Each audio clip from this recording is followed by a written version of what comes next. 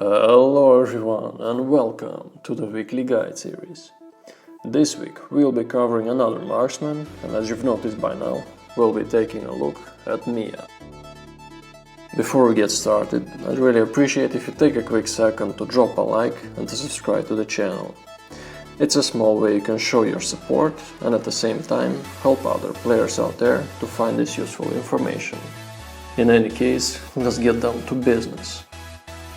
For those who are new to the channel, I'd like to mention that the guides here are covered in two parts. In the first one, we always cover the hero skills and the possible hero setups. Whereas in the second part, we're focusing more on the practical aspects while analyzing a gameplay and sharing useful tips and tricks. Having that said, let's start by looking at Miya's skills. While doing so, feel free to pause the video and properly read the skill description for more details. Miya's passive is very easy to use and to monitor.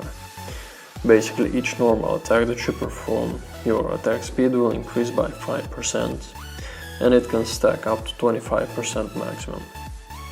You can easily monitor this in-game with the 5-arrow indicator above your character. When all of the arrows are lit, you can also activate a shadow of yourself that does an extra physical strike. Your first active ability is a buffing ability where Miya gains split shot.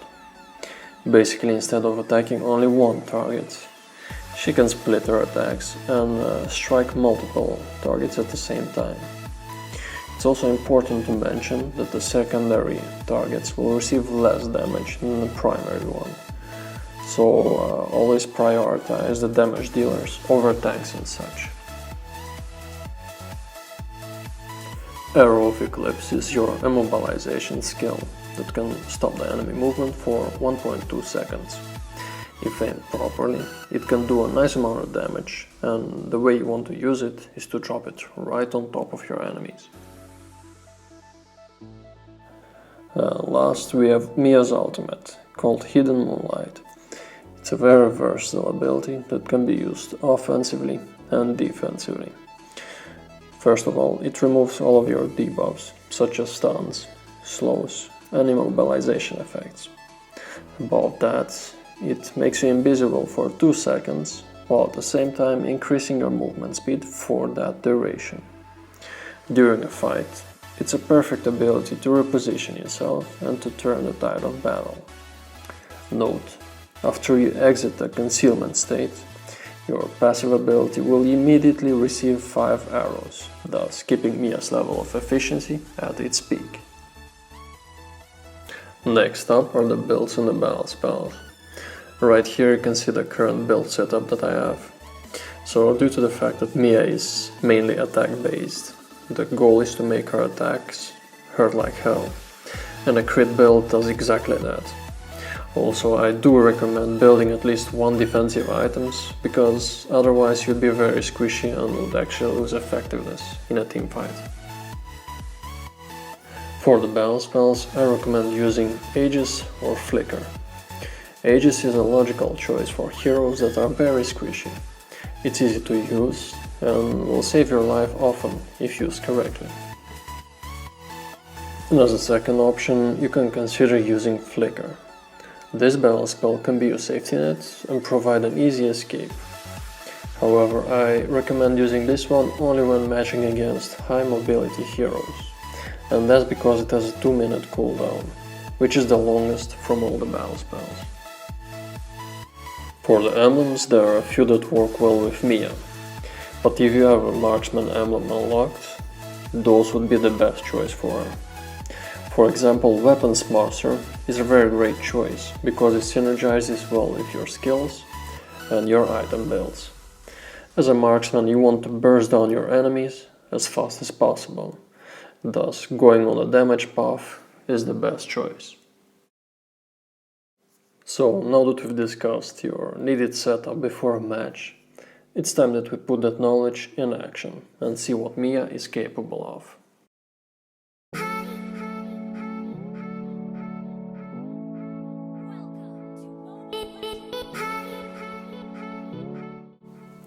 Just like all the marksman heroes, I recommend not throwing too much with Miya in the early game. She is very item dependent, and that's why you need to be patient and play it safe at the start. An experienced team would also provide you a safety blanket by assisting your lane with a tank or support hero.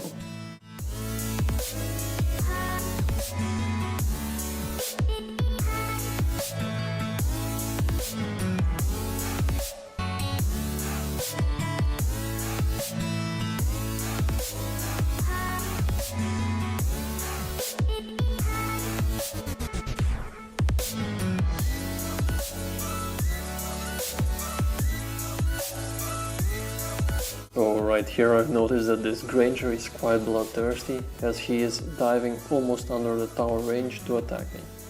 So let's keep that in mind, as it might help us later. And after a little play like this, Granger will think twice before engaging me again. It's little things like these that bring you closer to victory, so do your best from the start to the finish.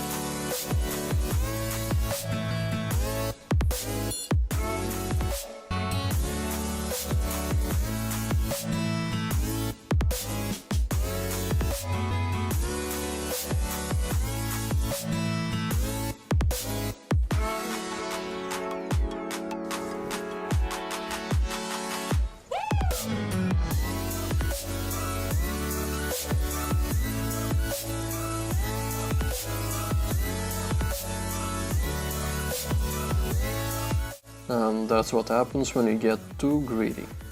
I actually had the feeling this guy would go after me, because right from the start he was playing aggressively. When laning in the early game, always pay attention to your laning opponent, it will tell you a lot about their playstyle.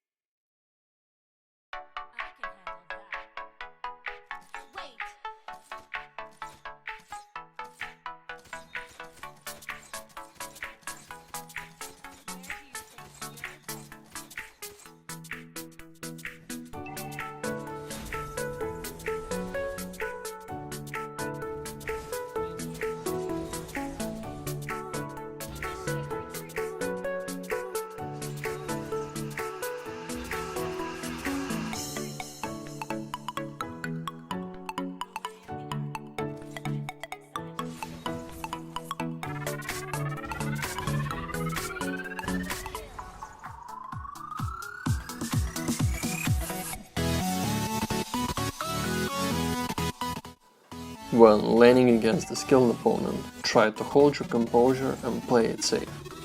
While doing so, pay good attention to when your allies come to gank on your lane.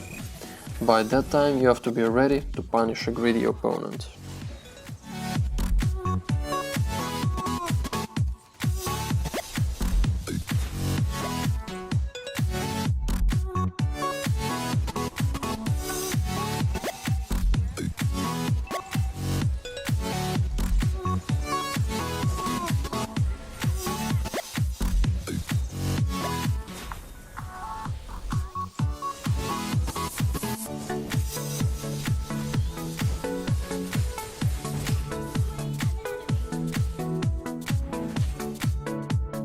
Right here you will notice that I pulled back a little bit, and that's actually because of the enemy saber, who was trying to pin me down.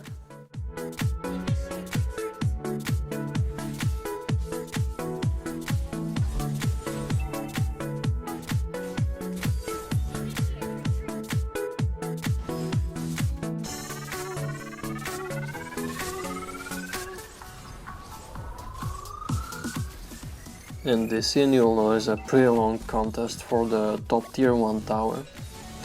And when you're playing a marksman, I advise you to always work on your positioning.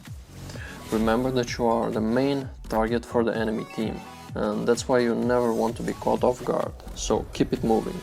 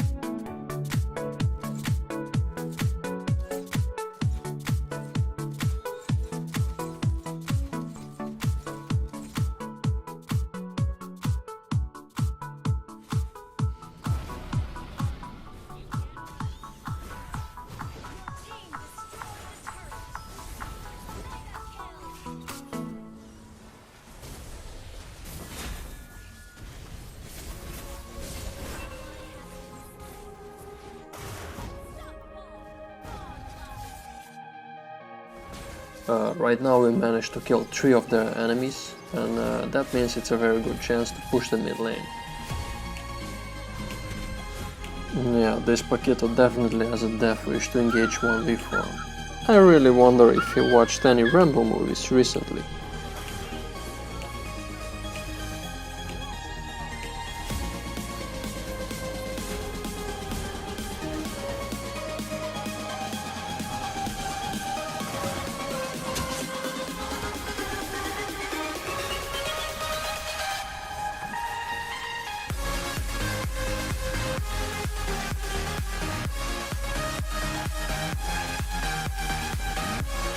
It was at this moment that he knew.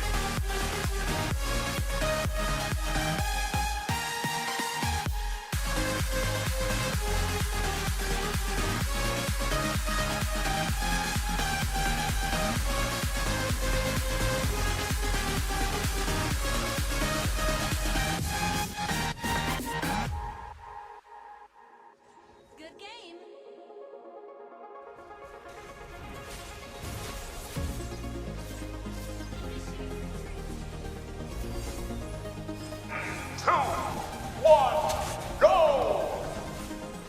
Okay, so right here I managed to isolate their support, and without him their chances of winning a teamfight go down the tubes.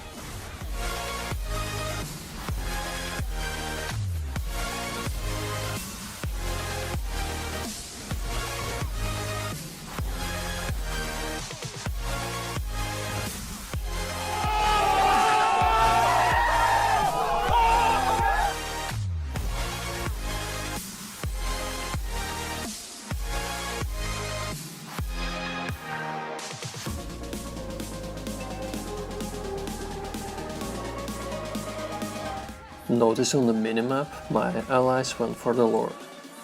Now at the same time, I decided to stay a little bit longer on the mid lane to push the tower, therefore giving gold to the whole team. Immediately after, I joined them for the Lord and assisted in earning some extra gold for the whole team. So this little play gave our team a total of 2,500 gold advantage. And remember guys, the team that has more gold has a higher chance of winning. Therefore I advise you guys to always play goal oriented. take targets, and you will get closer and closer to their base as the time goes on.